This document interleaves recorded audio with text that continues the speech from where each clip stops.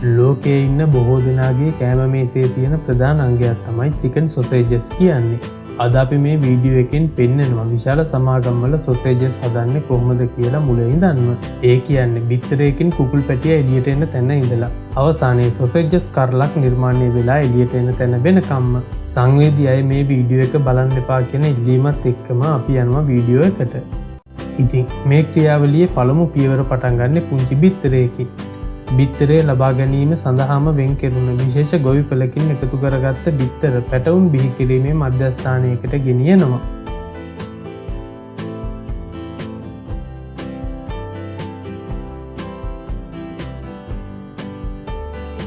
මේ මධ්‍යස්ථානයේදී යන්ත්‍ර සූත්‍ර යොදාගෙන කෘත්‍රිමව බිත්තර රැක්කවීම කරනවා.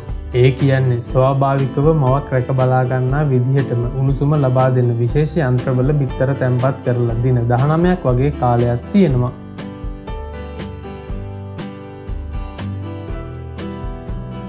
නියමිත කාලය සම්පූර්ණ වුණාට පස්සේ බිත්තරෙන් එළියට එන කුකුල් පැටව් ඔවුන්ගේ වර්ධනය සඳහා ෆාම් එකට මාරු කරනු ලබනවා. මේ ෆාම් එක ඇතුළේ සත්තුන්ට වර්ධනය වෙන්න සුදුසු පරිසරයක් වෙන්න විදිහට උෂ්ණත්වය සහ වාතාශ්‍රය පාලනය කරන පද්ධති වලිනුත් සමන්විත වෙනවා. ඒ වගේම මේ කුකුලන්ට ඇවිදින්න පහසු වෙන විදිහට පොළොවට ලී කුඩු වගේ දේවල් දානවා වගේම තමයි පිරිසිදු ජලය සහ පෝෂ්‍යදායී ආහාර ලබා දීලා උන්ට හොඳින් වර්ධනය වෙන්න ඉඩ හරිනවා.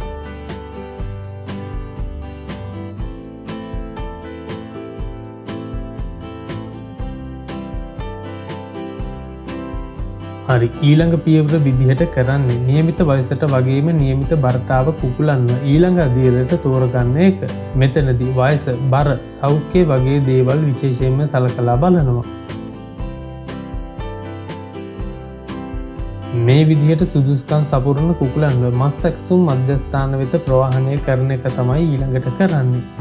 වර්තමානයේ වෙනකොට මේ සඳහා විශේෂිත වාහන භාවිතා කරනවා. ඒකට හේතුව තමයි ප්‍රවාහනයේදී සතුන්ට ඇතිවෙන්න පුළුවන් අපහසුතාවයන් අවම කරන්න.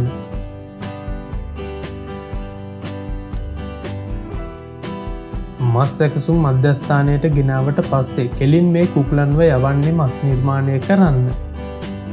ඊළඟ පියවර විදිහට මේ මැරුණු කුකුලන්ගේ පියාටු ඉවත් කරන්න පහසු කිරීම සඳහා කුමාලය සහිත වතුර එකක ඔබනවා. ඊළඟට කරන්නේ ඉතා සියුම්ම පිහාටු අනවශ්‍ය සම සහ වෙනත් කොටස් ඉවත් කරලා මස් පිරිසිදු කරගන්න එක.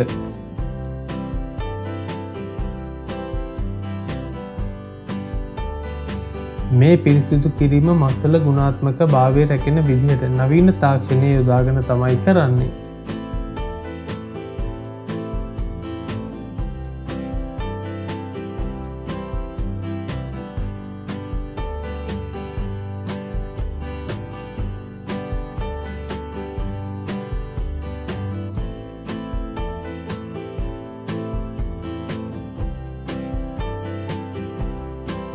මේ විදිහට හොඳට පිරිසිදු කරගත්ත කුකුල් මස් විවිධ කොටස් වලට වෙන් කරන එක තමයි ඊළඟ පියවර විදිහට කරන්නේ.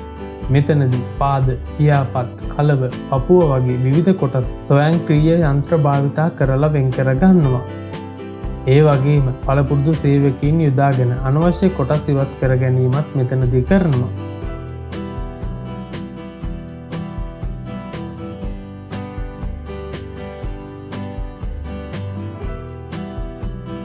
ඊළඟට මේ අනවශ්‍ය කොටස් ඉවත් කරගත්ත ගුණත්වයෙන් උසස් මස් සොසේජස් වලට අවශ්‍ය වෙන විදිහට කුඩා කෑලි වලට අඹරා ගැනීම කරනවා.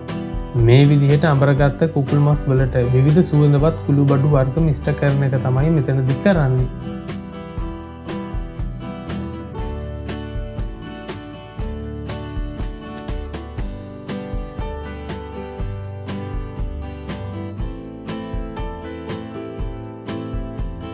දැන් මේ සොසේජස් මිශ්‍රණය සොසේජස් ආවරණ වලට පුරවලා අපි කවුරුත් දන්න සොසේජස් හැඩය ලබා දෙනවා. ඊට පස්සේ මේ සොසේජස් ටික කුමාල උඳුනක් වෙතට මේ විදිහට යවනවා. මෙතනින් තමයි සොසේජස් වල මෘදු බව ආරක්ෂා වෙන්නේ.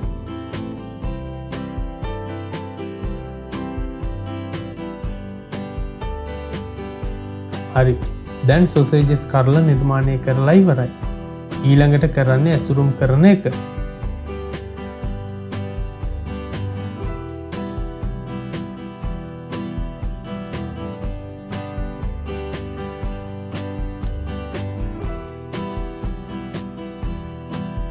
මෙතනදි විශේෂ යන්ත්‍ර යොදාගෙන ඇසුරුම් වල තියෙන වාතය ඉවත් කරලා සොසේජස් වැඩි කාලයක් තියාගන්න පුළුවන් විදිහට සකස් කරනවා.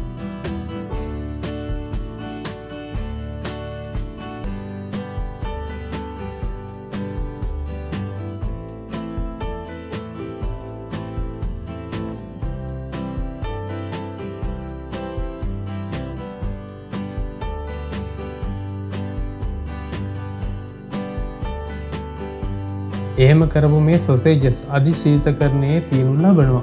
එහෙම කරන්න මේ සොසේජස් වල රසය සහ නැවුම් බව ඒ විදිහටම තියාගන්න.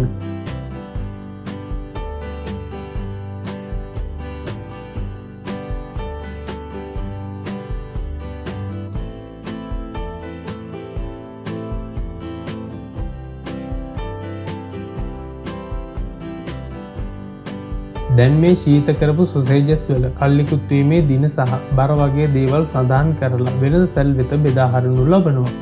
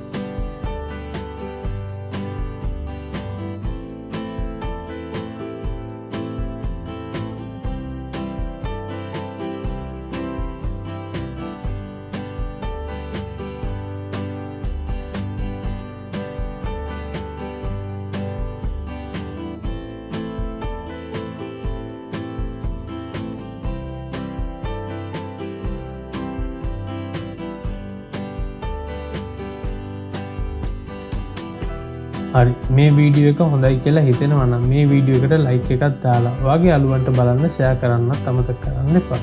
ගිහින් එන්න. සුබ දවසක්.